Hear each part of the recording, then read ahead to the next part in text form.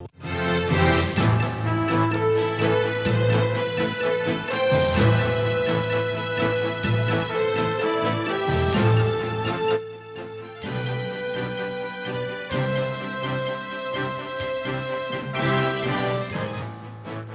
back. If you've just joined us, you're watching the news at 10 on Channels Television, coming to you live from Lagos. A reminder of our top stories. United Kingdom begins fresh process to confiscate assets worth over 55 billion naira traced to former governor of Delta State, Mr. James Ibori. 2 vehicles conveying suspected migrants from neighboring Cameroon intercepted by troops of the Nigerian army as officials of the Nigerian Immigration Service in Taraba State as well. People's Democratic Party calls for review of the Supreme Court judgment on the Imo State governorship election, alleges executive manipulation in the verdict. And U.S. government watchdog Government Accountability Office rules White House broke the law by withholding aid to Ukraine after approval by Congress. Plus business, sports, news from the FCT Abuja, and then later from our studios in London. Now, our website, channelstv.com, has more information for you on our top stories and others.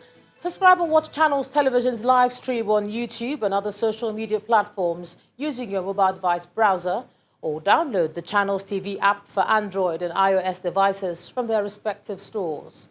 You can also watch us via your smart TV platforms on Apple TV, Android TV, Fire TV, and Roku TV as well. President Muhammadu Buhari is giving Nigerians the assurance that his administration will sustain efforts at ending child marriage and improving girl-child education. The president gave his word during the commissioning of the headquarters of the Federal Ministry of Women Affairs in Abuja. Many factors affecting the development of women in the country, including sexual abuse, were brought to the fore at the occasion. Our correspondent Ibrahim Adra reports. Its construction began 13 years ago. Today, it stands 6 floors tall in Abuja's Central Business District. Its opening calls for more efforts at resolving issues of women and the girl child. The empowerment of women and contributions towards the full realization of international treaties and protocols to which Nigeria is a signatory. This beautiful edifice stands as a clear testimony of your administration's commitment to advance the Nigerian gender agenda.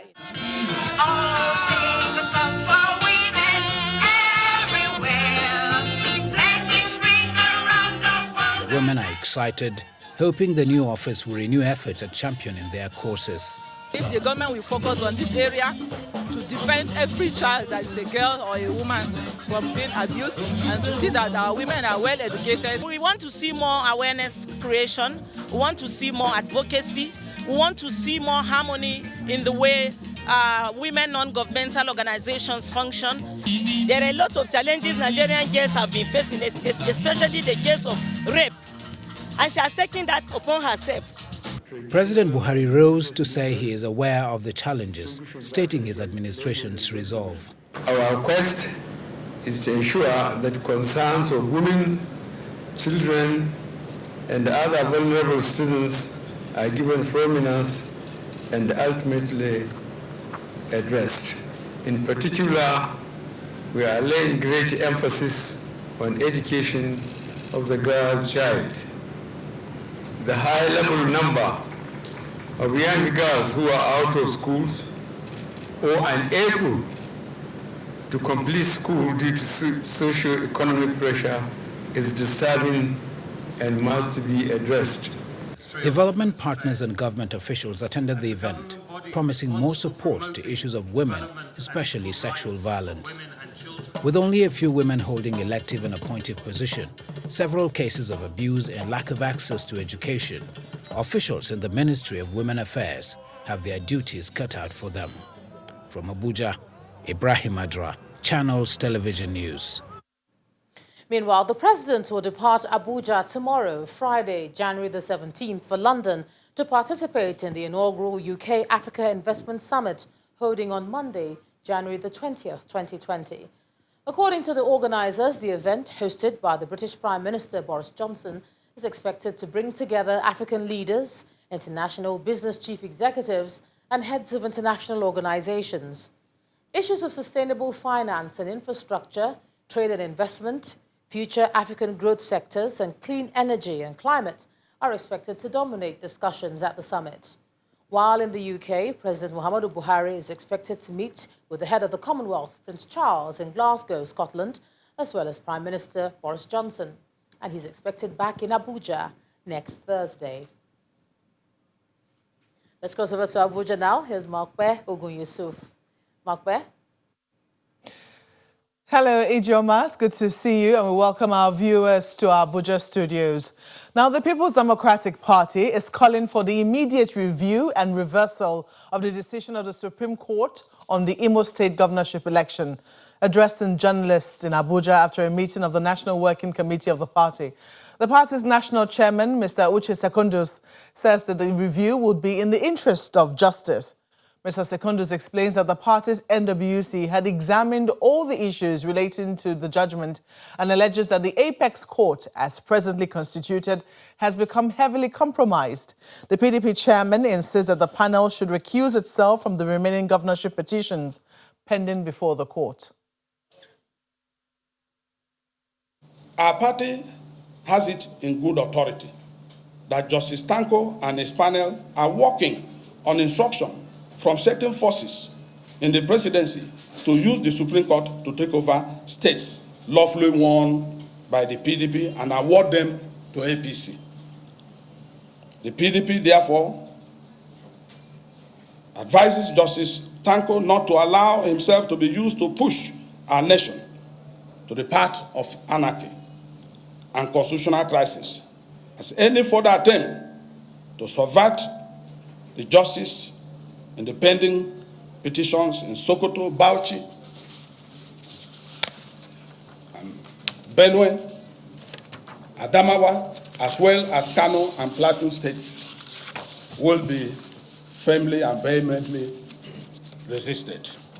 The PDP demands that Justice Tanko Mohammed immediately step down as CJN and chairman of the National Judicial Council, as Nigerians have lost confidence in him and a Supreme Court under his leadership.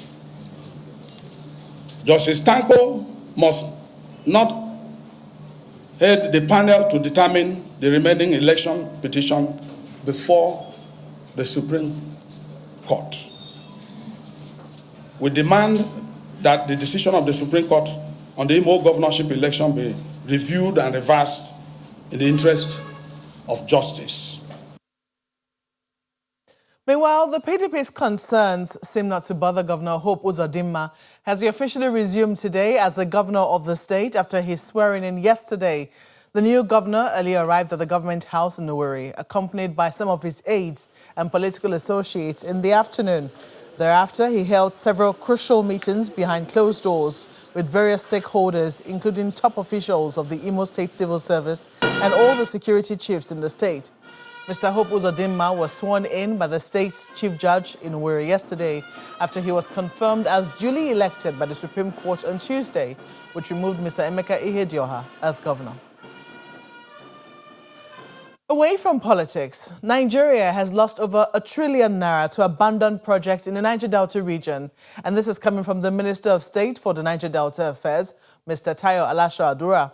Mr. Alasha-Adura, who has been inspecting the ministry's projects in Edo State, told journalists at the government house that over 12,000 projects that were commissioned by the Niger Delta Development Commission, the NDDC, have not been executed.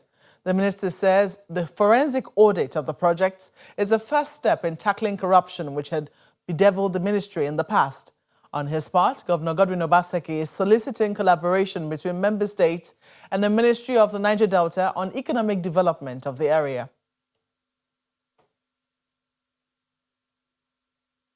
In an electricity distribution company, for instance, that has 3 Niger Delta states, has the benefit of having one of the largest generating of capacity. So between the already installed capacities in Delta states, in Edo and in Ondo, we have almost 5,000 megawatts, 3 to 5,000 megawatts. So there's really no reason why the states in this region should be in darkness. There's no reason why we cannot collaborate with initiatives from TCN, by TCN and all, to remove the bottlenecks. Because without energy, we're not going to be able to drive industrialization. We know that a lot of corruption happened in the NDDCs in the past. Almost about 3 trillion naira went to NDDC and there is nothing to show for it. And from the records we are looking at now, we are discovering how such monies were siphoned out of the organization for useless purposes. And like we had always said, we have almost 12,000 abandoned projects in NDDC. And how can we have 12,000 projects even for a whole country? An interventionist agency, 12,000. And these are projects that are not really worth doing at all. Some of these projects that we are talking abandoned were not even touched, and monies were taken. The Sultan of Sokoto, His Eminence Mohammed Sa'ad Abubakar III, has linked the farmer herders dispute to rampaging climate conditions of desertification, which has led to economic conflict. Sultan Abubakar, who was a guest lecturer at a forum on environment and climate change organized by the Nigeria Conservation Foundation, wants a more decisive strategy and implementation to stem human activities that degrade nature. Our correspondent Olu Phillips reports. We can no longer play the ostrich. This may well capture the essence of this meeting. Yes, there's the Australian fire, the Amazon fire, the floods of Venus, but there's also population growth in Nigeria and Africa, stretching natural resource. Every January is a time when at this 18th Chief S.L. Edu Memorial Lecture, the Nigeria Conservation Foundation is leading that conversation on the changing climate and the impact on all of us. Last year alone, 2019, was the second hottest year ever all across the world. And we just have to do something about it. Traditional institutions hold the records of lands, forests, and water resources while commanding loyalty of followers. The Sultan is being asked to speak to how that institution can help. There has to be a paradigm shift in crafting action plans. These should be conceived at locations in consultations with those who have the cognate experiences to set practical targets that are also down to us. This supervision can best be done by traditional institutions, not only because of its presence, but also because of its knowledge of the terrain. 3, there has to be a very clear political will by political leadership. Lagos State government says it is concerned about poor environmental habits by residents, and some actions are on the way. Certain things must change. So some of the things that must change is, should Okada be a mode of transportation in a state like Lagos? Those are the questions. So that we don't now emotionalize everything. Because we're very emotional people, where we are. So should it be? And that decision will be made very soon. But so, because of pollution. From the faith-based approach and now to traditional support, the hope of government implementation of several treaties signed, increased awareness and practice of safe human activity, the environment will surely respond better than it currently serves. Olu Phillips, Channels Television News.